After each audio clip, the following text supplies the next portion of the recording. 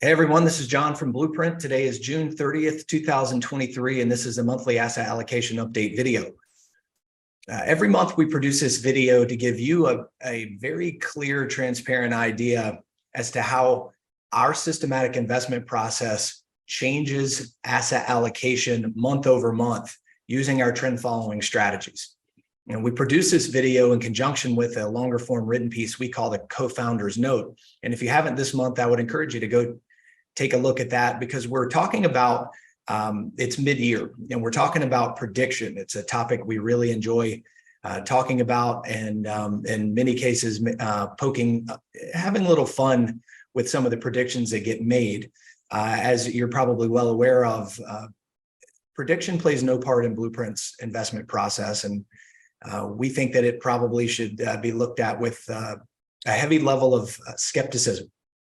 So we look at some of the predictions made at the beginning of 23 or even the end of 22 and pair them up with reality to see how things have played out relative to those predictions. So you might find it interesting and maybe humorous even. So if you haven't taken a look at that, I would encourage you to do that. So with that said, let's look at the asset allocation changes heading into July. So that we're now in the back half of the year, and U.S. equities are remaining unchanged. We have rising trends over both timeframes, so that exposure will remain unchanged. International equities will also remain unchanged, but as you may have heard us talk about before, trend following may not cause the exposure of the asset class to change, but it may change the mix from time to time, and that's exactly what's happening going into July.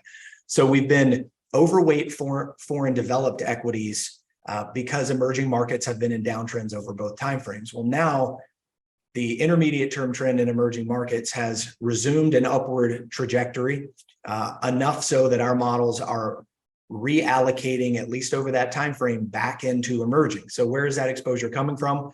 Well, it's coming from foreign developed, because of the downtrends, that exposure had been handed off to foreign developed. So if you think about it, vertically, the exposure will not change, but horizontally, the exposure, the mix between foreign developed and emerging will change, and that's all done in a systematic way. Real estate, we were very close to increasing exposure in real estate this month, but the intermediate term trend did not make it. So that means that going into July, we'll be at our minimum values in real estate, as we have been for most, if not all, of the year. U.S. and international treasuries, there's no change in exposure. The trends remain down over pretty much every time frame and asset class above 1 year duration in fixed income. Inflation protected bonds are really very similar to nominal bonds, as they'll experience no change and the trends are down. Alternatives, here, this is an area where the portfolio will change slightly, and that is because gold is in an intermediate term downtrend. And we will take that exposure and hand it off to ultra short term duration fixed income. So ultra short term duration fixed income will increase, and our alternatives allocation, as represented by gold, will decrease heading into July.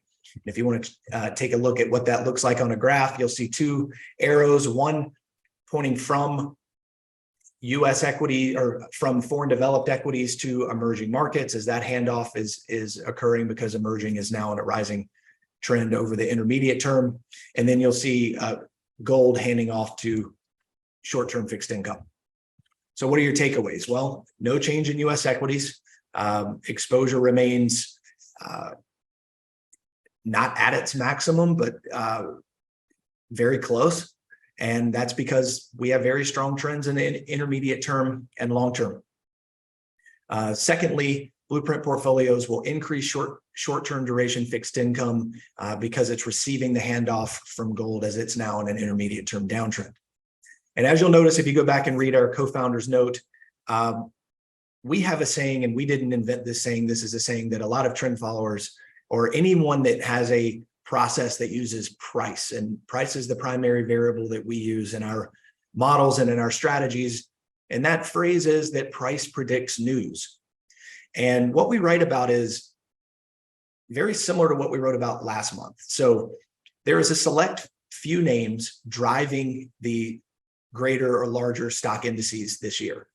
And by and large, this is a group of about 7 tech stocks. And when the price trends changed from down, as they were in most of 22, to up over, at least as we view the world, the intermediate term and the long term, there was no news working or visible that would point to either the trend changing from down to up or a continuation of that trend like we've seen for the first half of this year.